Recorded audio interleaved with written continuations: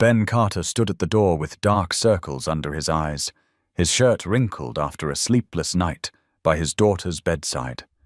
The smell of cough medicine and cold sweat still clung to him, the familiar scent of battles fought against Mia's high fevers. The doorbell rang.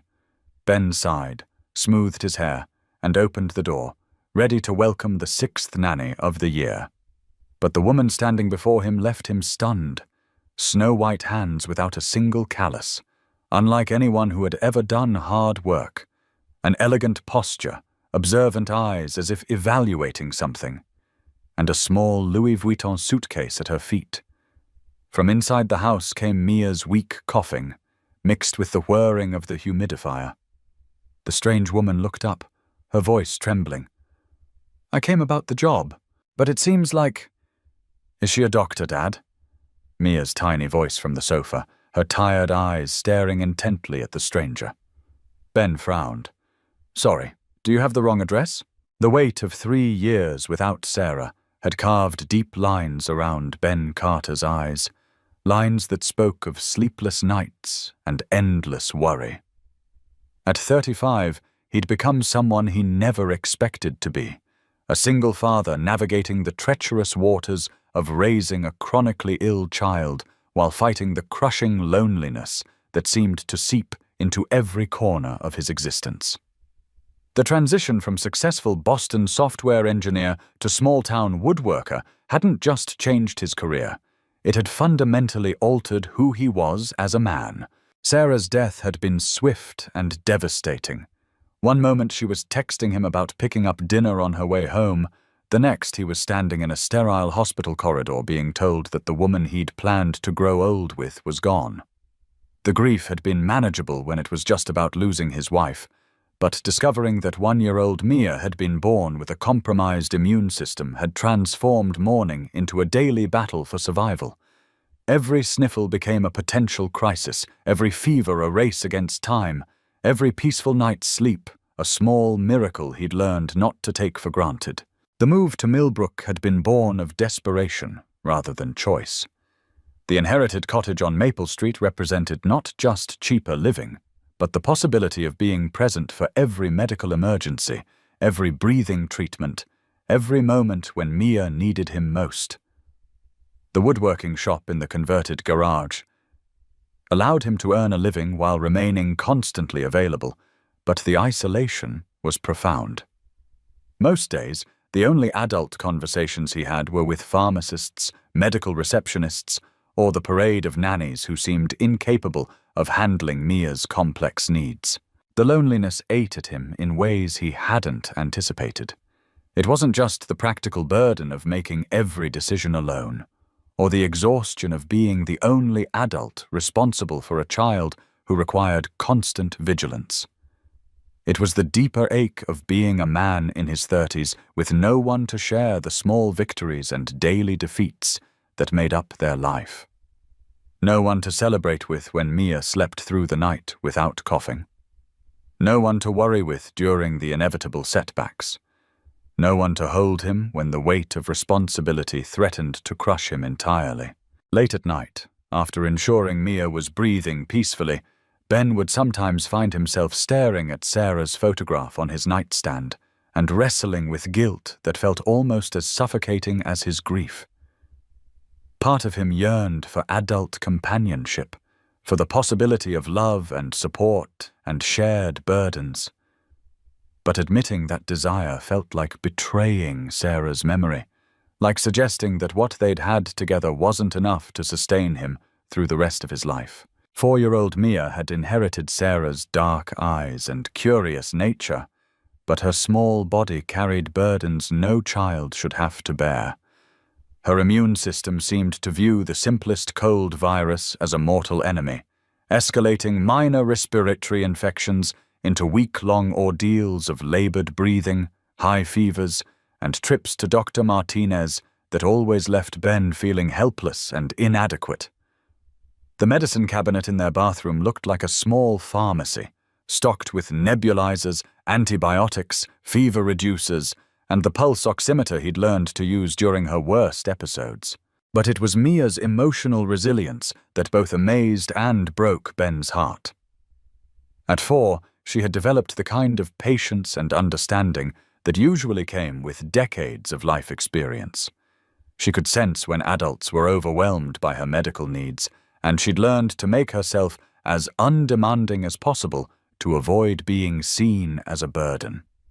The previous nannies had all started with good intentions, but Ben had watched his daughter's spirit dim a little more each time another caregiver decided that her needs were too complicated, too stressful, too much work. "I'm Isabel Hayes," the woman on his doorstep said, her voice carrying an accent that spoke of expensive education and East Coast privilege. "I responded to your advertisement about childcare." There was something in her response to Mia's question about being a doctor that set her apart from the previous candidates.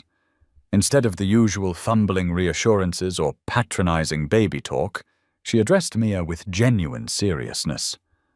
"I'm not a doctor," she said, crouching down to Mia's eye level.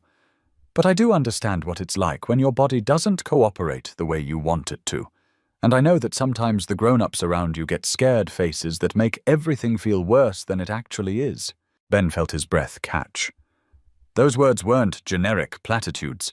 They were specific insights that could only come from real experience with chronic illness. Mia's eyes widened with interest, and Ben saw something he hadn't witnessed in months. His daughter looking at an adult with hope instead of wariness. "Do you know about the breathing medicine that tastes like chalk?" Mia asked, sitting up straighter on the sofa. "I know about lots of medicines that taste terrible," Isabel replied with a small smile.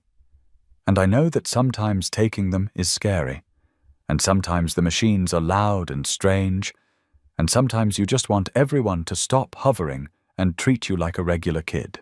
The accuracy of her observations sent chills down Ben's spine. This wasn't someone who'd read a pamphlet about childhood chronic illness. This was someone who understood the emotional landscape of being a sick child in a world of worried adults. "Most people call me Izzy," she continued, settling into the chair across from Mia with natural ease. "What do you think? Does that sound better than Isabel?" "Izzy," Mia repeated, testing the name. "I like it. It sounds friendly, not scary, like when the doctors use their serious voices." Ben studied this woman more carefully as she interacted with his daughter. Everything about her seemed slightly wrong for the position she was seeking. Her clothes, while casual, were clearly expensive, the kind of understated elegance that whispered rather than shouted about money. Her posture was unconsciously regal, her speech patterns suggested elite education, and her hands showed no evidence of the kind of manual labor usually associated with childcare work. "Can I ask about your experience with medically complex children?" Ben said, settling onto the sofa beside Mia. "I've had extensive personal experience with chronic illness situations," Izzy replied carefully. "I understand that every child's needs are different, that consistency matters more than perfection, and that emotional support is often as important as medical compliance." Again, Ben noticed the precise but evasive nature of her answer. She seemed to be choosing her words with the care of someone who had important information to hide. "The job isn't like typical babysitting," he warned. "Mia gets sick frequently. Respiratory infections, high fevers, breathing difficulties that can escalate quickly. We've had 5 nannies quit in the past 8 months because they found the medical aspects too stressful." "What's your current monitoring system for her respiratory status?" Izzy asked, as if this were a perfectly normal question for a nanny interview. Ben blinked in surprise. "We have a nebulizer for breathing treatments, and I've learned to recognize the signs of respiratory distress, but mostly I rely on watching her carefully and calling Dr. Martinez when I'm concerned. A pulse oximeter would give you objective data about her oxygen saturation levels," Izzy said matter-of-factly. "It takes a lot of the guesswork out of knowing when to be worried versus when she's managing adequately on her own." The casual way she discussed medical equipment sent another wave of questions through Ben's mind.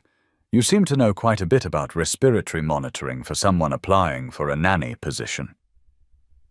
For the first time since arriving, Izzy looked genuinely uncomfortable.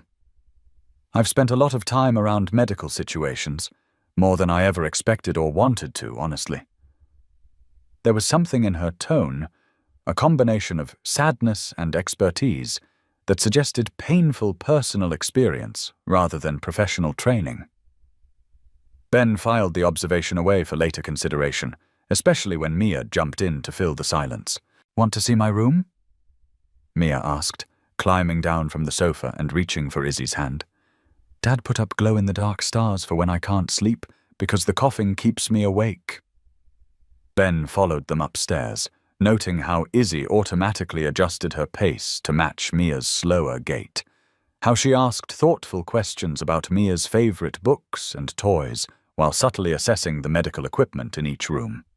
In Mia's bedroom, she admired the constellation Ben had painstakingly arranged above the bed and listened with genuine attention as Mia explained her nighttime routine. "Sometimes the breathing treatments have to happen in the middle of the night," Mia said matter-of-factly, pointing to the nebulizer on her nightstand. "And sometimes Dad has to sleep in the chair so he can watch me breathe." Ben felt his cheeks flush with embarrassment. He'd never realized how much of their medical reality Mia had absorbed and accepted as normal. "That sounds like you have a very caring dad," Izzy said seriously. "And it sounds like you're very brave about taking care of yourself when you don't feel well." The simple acknowledgement of Mia's courage, rather than pity for her circumstances, seemed to light something up in his daughter's face. "The position pays $250 per week," Ben said as they returned downstairs. "Plus room and board. There's a small apartment above the garage. Private entrance, basic furnishings. It's not luxurious, but it's clean and functional." "That arrangement sounds perfect," Izzy replied quickly, almost with relief. Another odd response, Ben noticed. Most nannies asked detailed questions about hours, responsibilities, time-off schedules. Izzy seemed more focused on the privacy and independence the separate living space would provide. "Can I ask why you're looking for this type of position?" Ben said carefully. "Your background seems different from what I'd typically expect for childcare work." Izzy was quiet for a moment, her gaze drifting toward Mia, who was arranging her stuffed animals on the sofa with careful precision. "Sometimes people need to make major changes in their lives," she said finally. "Sometimes you realize that the path you thought you were supposed to take isn't actually leading anywhere you want to go." It was a diplomatic non-answer, but something in her tone suggested there was genuine truth behind the carefully chosen words. And the simple reality was that Ben was desperate. Mia had missed birthday parties, playground dates, and normal childhood experiences because he couldn't find reliable care. He'd turned down potentially lucrative woodworking commissions because he couldn't guarantee his availability. Most importantly, he could see how the constant turnover of caregivers was affecting Mia's emotional well-being. "When could you start?" he heard himself asking. "Immediately, if that works for you." "Dad?" Mia's voice was small but clear. "I really like Izzy. She doesn't look at me like the other ladies did." "How did the other ladies look at you?" Ben asked, though he suspected he knew the answer. "Like I was broken. Like I was going to be too much work." Mia's matter-of-fact delivery made the words even more heartbreaking. "Izzy looks at me like I'm just Mia."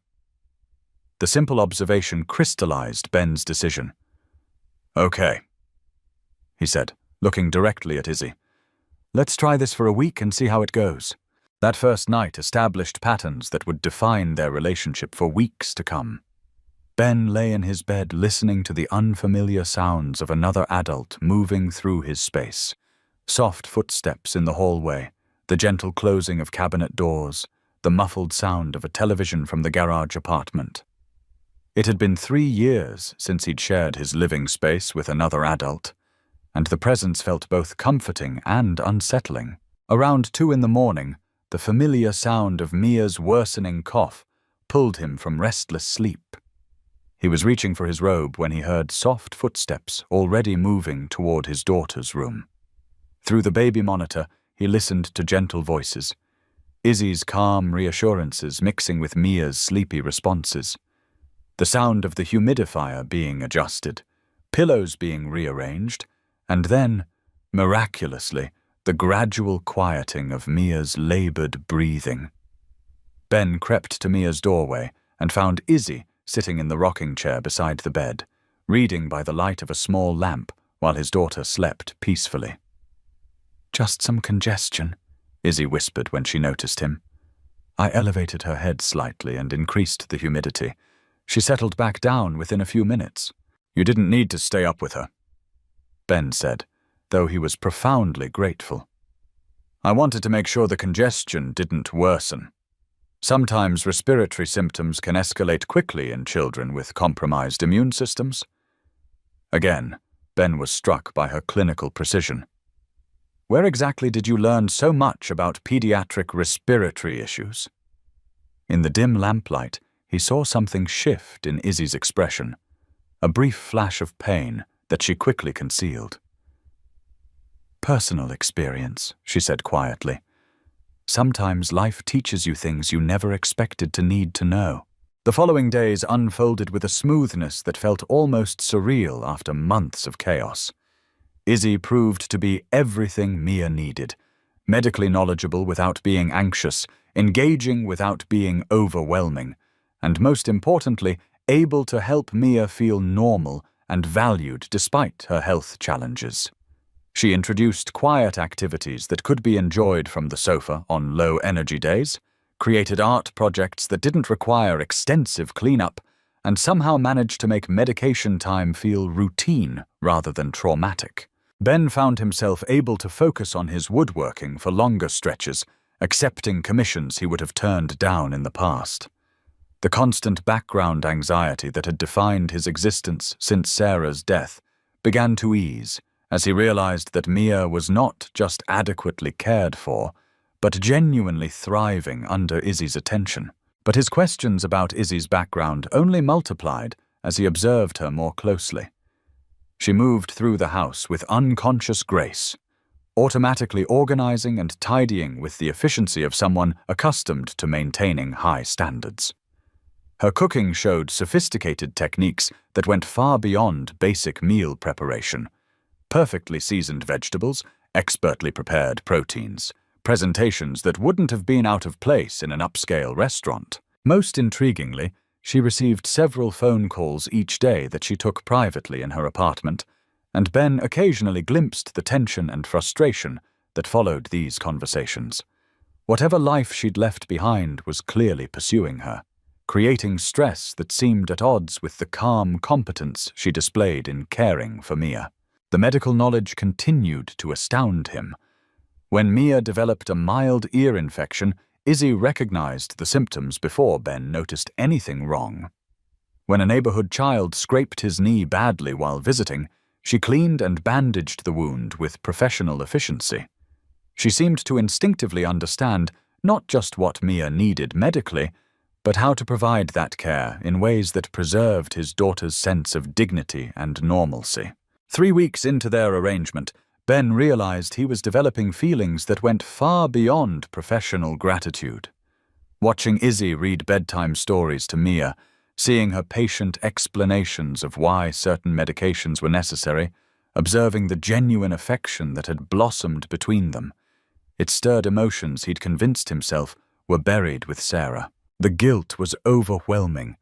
Sarah had been dead for 3 years, but the idea of loving someone else still felt like betrayal.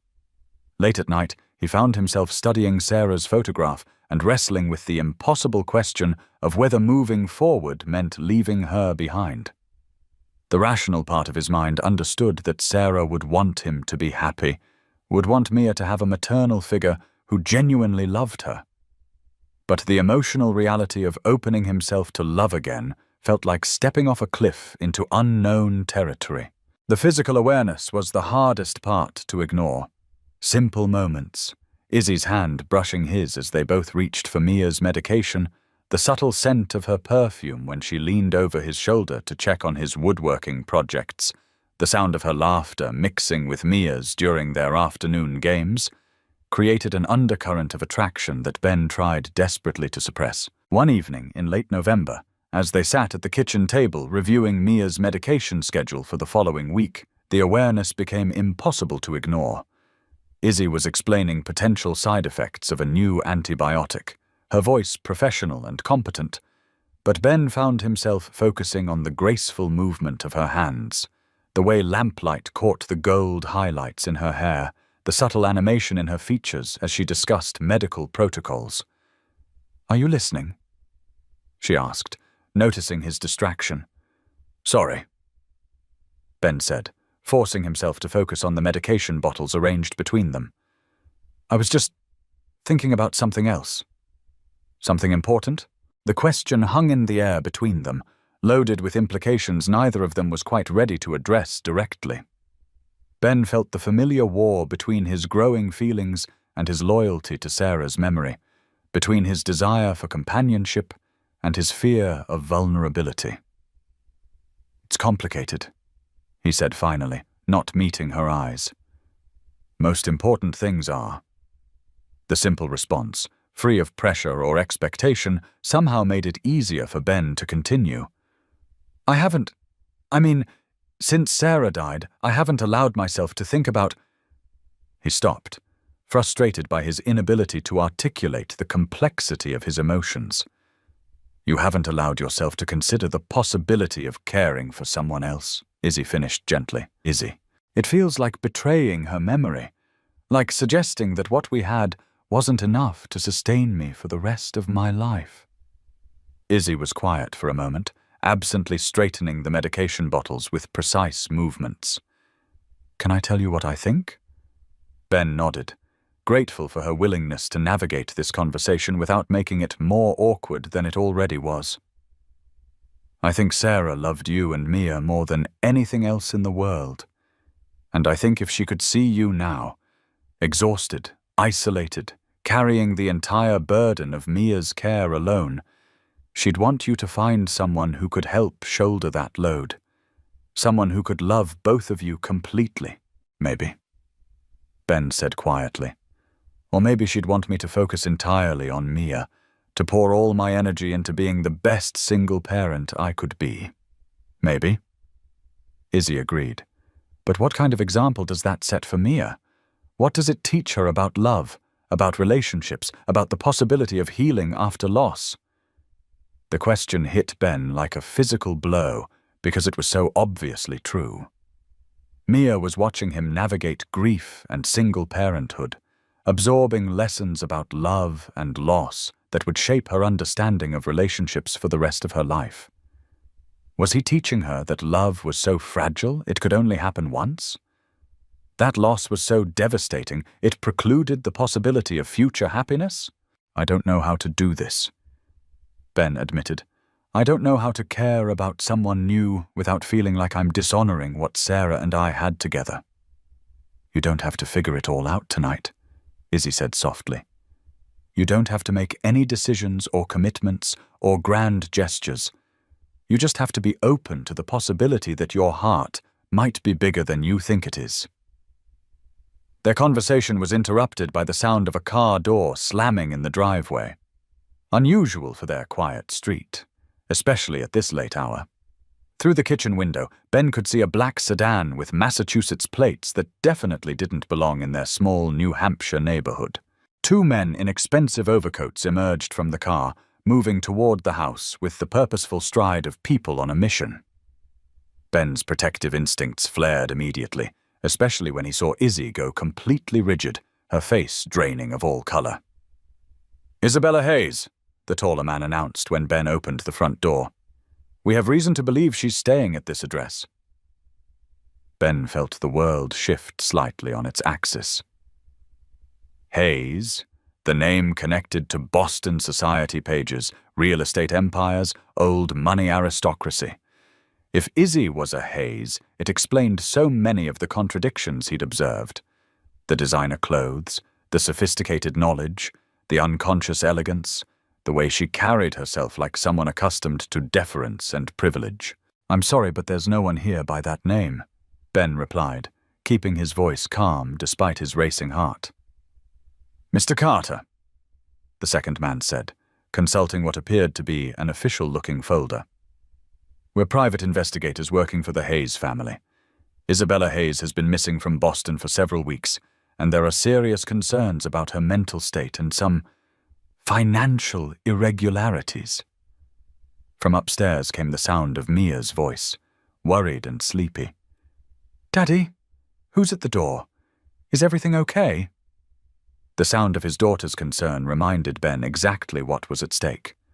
Whatever complications Izzy had brought into their lives, whatever secrets she'd been keeping, Mia loved her, and Ben was beginning to realize that he might love her too.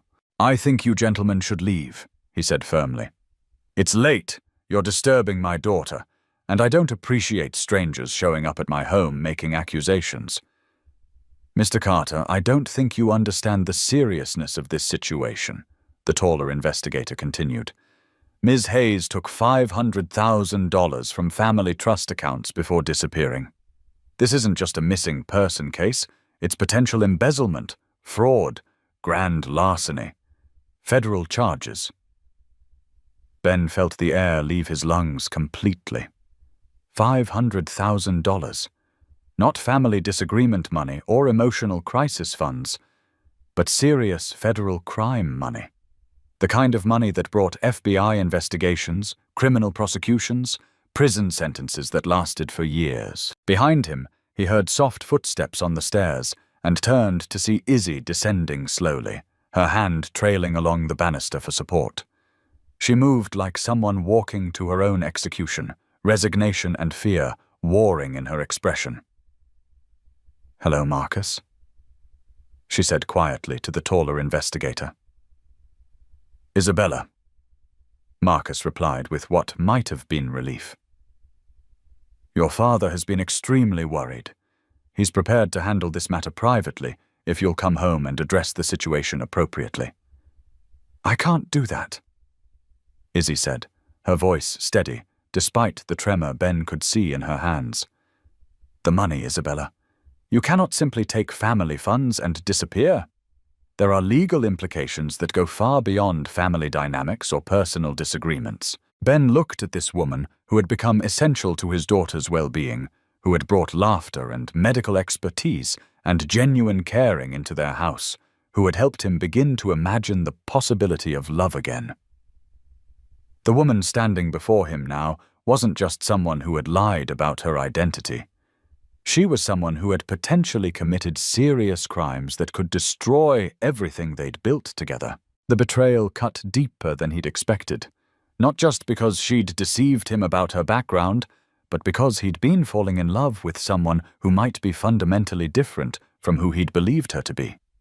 Was the gentle, caring woman he'd come to know real, or was she just another performance by someone accustomed to manipulating others for her own benefit? "Izzy?" Mia appeared at the top of the stairs in her pajamas, rubbing sleepy eyes. "What's happening? Who are these men?" The raw confusion and fear in his daughter's voice crystallized every protective instinct Ben possessed. Mia had already lost one mother to circumstances beyond their control. The thought of losing Izzy, whether to criminal prosecution, family pressure, or Ben's own reaction to her deceptions, threatened to shatter the stability they'd worked so hard to build. But the practical realities were staggering. $500,000 in potentially stolen funds, powerful enemies with resources to destroy their quiet life, federal investigators who could turn their modest existence into a legal nightmare. Was he really prepared to risk everything he'd built for Mia's security for a woman who had lied to him about her most basic identity? "We'll discuss the situation tomorrow," Ben said finally, surprising himself with his decision to protect her despite his anger and confusion. "During business hours, with appropriate legal representation present. Right now, you're frightening a sick child, and I want you to leave my property immediately." The investigators exchanged glances, clearly having expected to find Izzy alone and vulnerable rather than embedded in a family willing to defend her. After a tense moment, Marcus nodded slowly. "We'll be back tomorrow morning, Isabella," he said formally. "Your father expects this matter to be resolved within 48 hours. I hope you understand that the options for addressing this situation privately are rapidly diminishing." After the car pulled away, the silence in the house felt oppressive with unspoken implications. Ben helped Mia back to bed with gentle reassurances that everything was fine, that the men were just old friends of Izzy's family who had some grown-up business to discuss.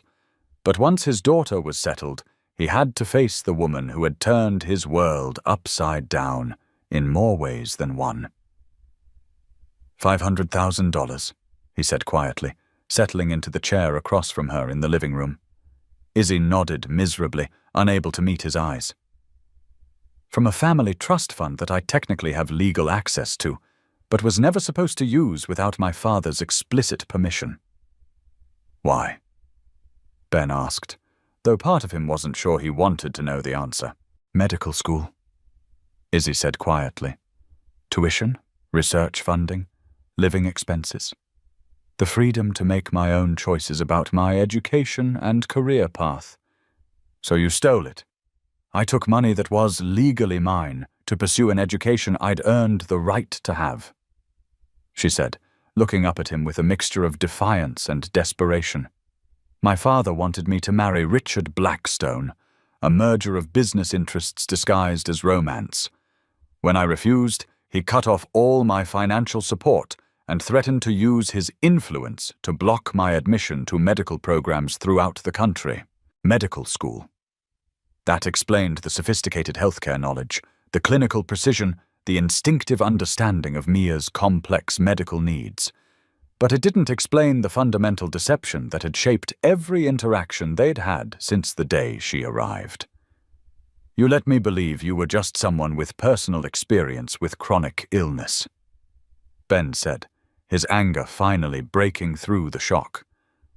"You let me think you were some kind of caregiver with a tragic background when you're actually a wealthy woman who stole money from her own family." "I never lied about caring for Mia," Izzy said desperately. "Everything I've done for her, every moment of medical care, every night I've stayed up with her, that was all real. That was all genuine. But the foundation it was built on was completely false." Ben's voice rose despite his efforts to keep it controlled. "I trusted you with my daughter's life based on a complete fabrication of who you are and why you're here." "I'm the same person who helped Mia through her respiratory crisis last month," Izzy said, tears starting to flow. "I'm the same person who knows exactly which medications she needs when her symptoms escalate, who can recognize the early signs of breathing difficulties, who loves her like she's my own daughter." "Are you?" Ben demanded. "Or are you just someone who's very good at playing whatever role gets you what you want? How do I know that any of what I've seen from you is real?" The question seemed to hit Izzy like a physical blow, and Ben immediately regretted the harshness of his words. But the hurt and betrayal were too overwhelming to take them back. "What happens now?" he asked, forcing himself to focus on practical realities rather than emotional devastation. "I don't know," Izzy admitted. "If I go back to Boston, I'll be forced into a marriage I don't want, and a life that will slowly kill everything I care about. If I stay here, you and Mia will be caught in the middle of a legal battle that could destroy both of your futures." Ben was quiet for a long time, processing the magnitude of the situation. $500,000 in potentially stolen funds, powerful people with resources to make life very difficult for anyone who crossed them. Federal charges that could result in years of prison time. On the other hand, he had Mia sleeping peacefully upstairs for the first time in months, laughing at breakfast, asking fewer worried questions about her health, engaging with life in ways she hadn't since Sarah died.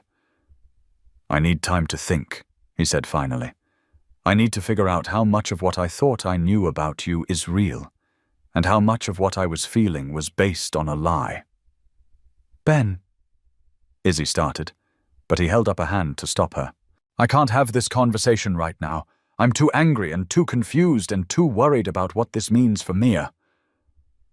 He stood up, suddenly exhausted by the emotional weight of the evening. We'll figure out tomorrow what we're going to do about the investigators, but tonight I need some space to process all of this. Ben spent most of the night lying awake, staring at the ceiling and trying to reconcile the woman he'd been falling in love with, and the woman who had just been revealed as a fugitive from her own family's justice. Every moment they'd shared together took on a different meaning when viewed through the lens of her deception. Had her gentleness with Mia been genuine caring or calculated manipulation? Had her growing affection for their family been real or just a convenient cover for someone who needed to disappear? The questions tortured him because they had no easy answers. The medical expertise that had potentially saved Mia's life was real. That couldn't be faked or performed. The patient hours she'd spent reading bedtime stories, the creative games she'd invented for low-energy days, the way she'd helped Mia feel normal instead of broken. Those experiences had been authentic, regardless of the lies that surrounded them. But the foundation of trust that Ben had thought they were building together had been constructed on completely false premises. How could he ever know for certain what was real and what was performance when someone had demonstrated such complete willingness to deceive him about their most basic identity?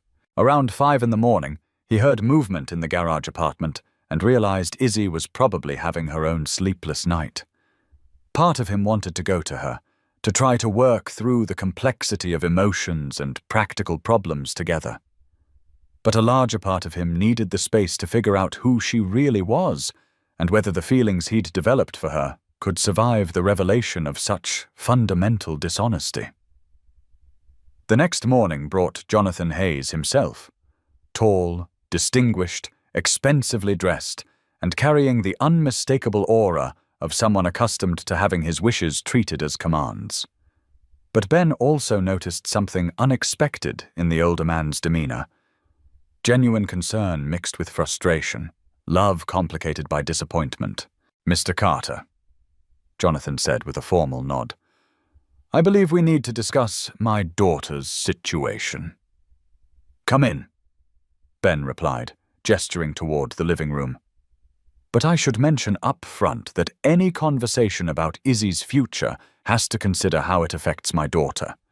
She's become very attached to your daughter, and Mia's well-being is my primary concern. Jonathan's eyes moved around the modest room, taking in the medical equipment, the carefully organized medications, the artwork Mia had created during her recovery days. His gaze lingered on a drawing she'd made of their family, stick figures labeled Dad, Mia, and Izzy, holding hands in front of a house with smoke curling from the chimney. I see, Jonathan said quietly, and Ben thought he detected a note of surprise in the older man's voice.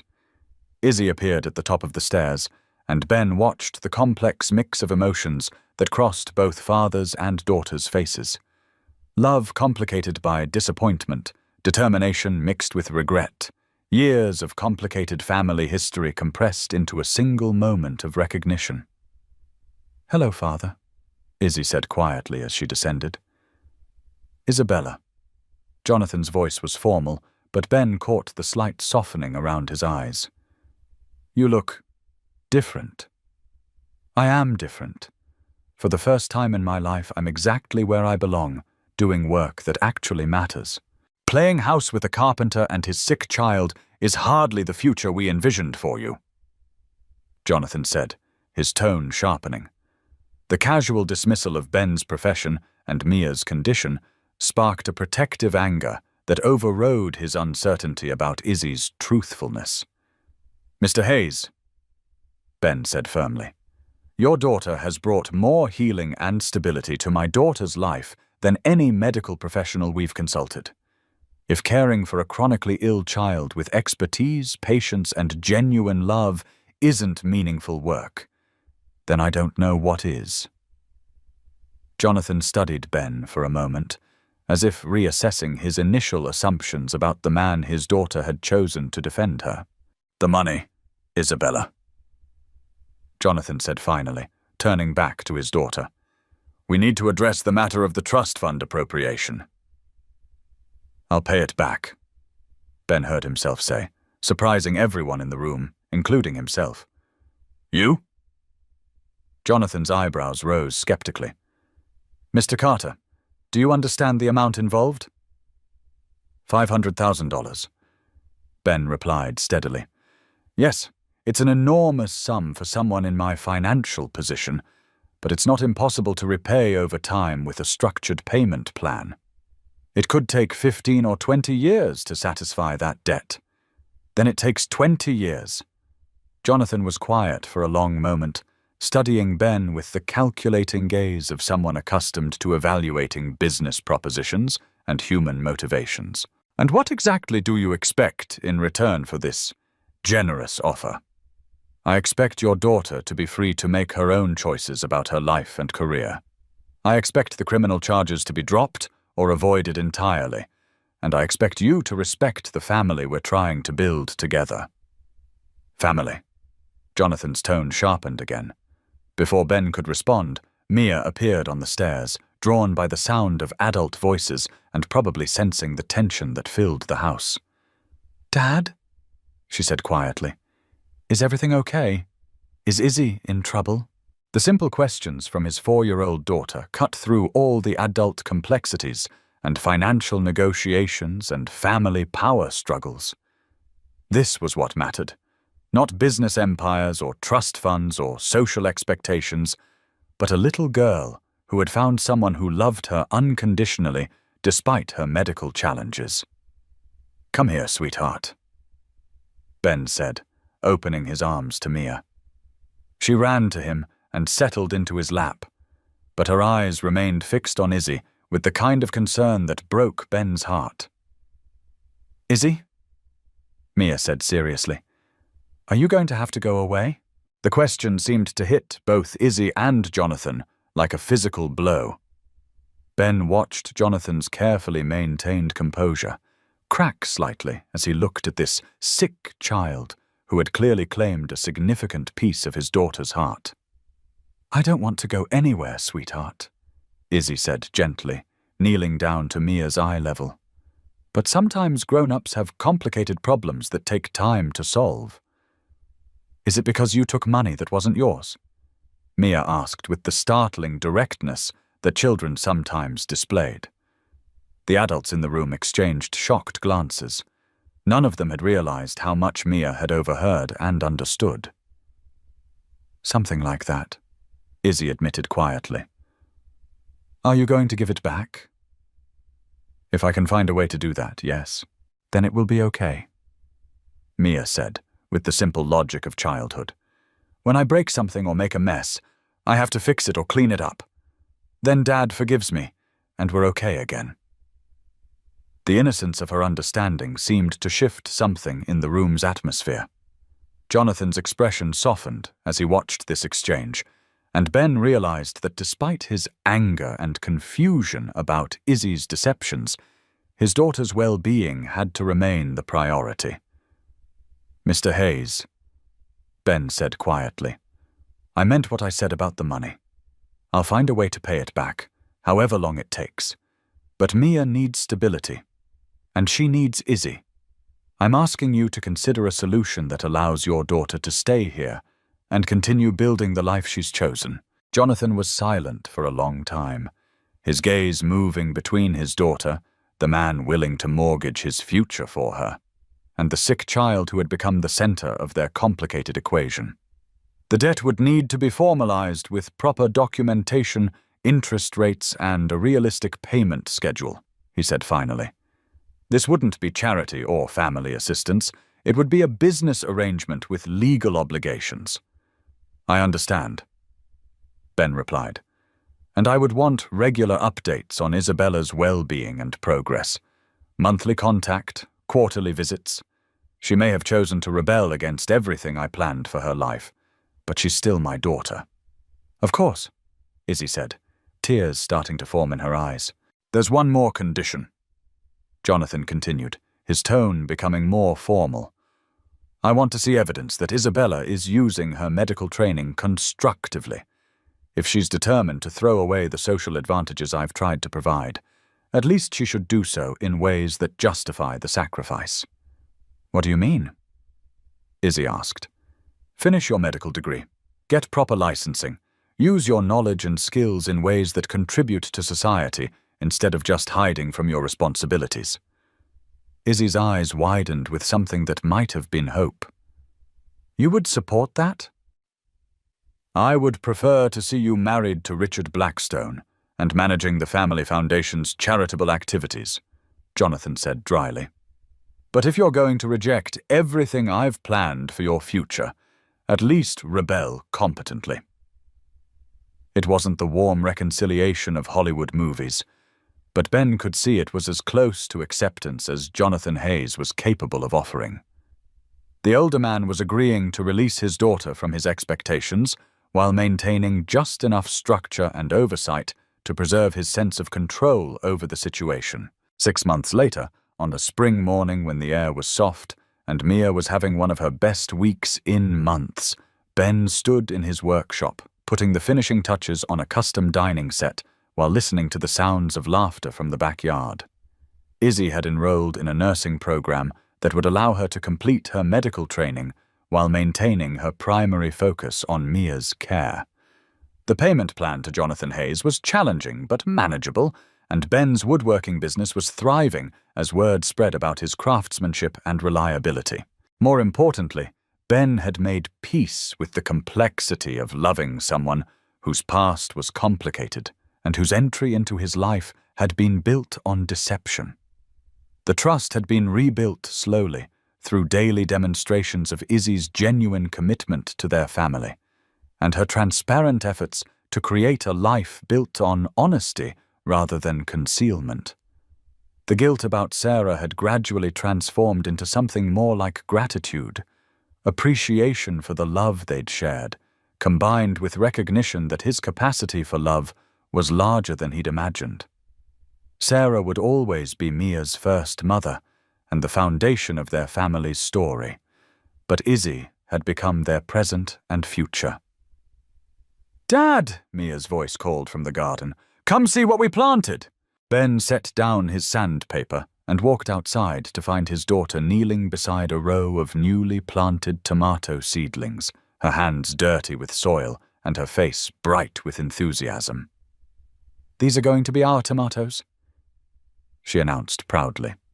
"Izzy says we can make soup and sauce and all kinds of things when they're ready." "Our tomatoes," Ben repeated, struck by the simple miracle of his daughter planning for a future harvest with complete confidence that the people she loved would be there to share it. As he watched Izzy guide Mia's small hands in covering the last of the seeds with soil, Ben reflected on the unexpected journey that had brought them to this moment. He'd opened his door looking for temporary help with his daughter's care, and found instead a woman who brought permanent healing to their family's deepest wounds. She'd been searching for freedom from family expectations and discovered instead the profound satisfaction of being genuinely needed and loved for who she truly was. Their story wasn't conventional, and it hadn't been easy. The financial obligations would stretch on for years, the family dynamics would always be complicated, and they'd had to build their relationship on the foundation of broken trust that had been painstakingly rebuilt through daily acts of transparency and commitment. But looking at Mia's bright smile and Izzy's gentle patience, at the garden they'd planted together and the future they were building one day at a time, Ben knew they'd found something rare and precious. A family built not on traditional expectations or social conventions, but on authentic love, mutual support, and the courage to trust each other with their most vulnerable truths. Sometimes the most important doors we open are the ones we're not prepared for. Sometimes the people who change our lives arrive when we're looking for something else entirely. And sometimes the greatest gifts come disguised as complications that challenge everything we thought we knew about love, loss, and the possibility of healing. In the end, Ben Carter had opened his door expecting a nanny and found instead the missing pieces of his family's heart.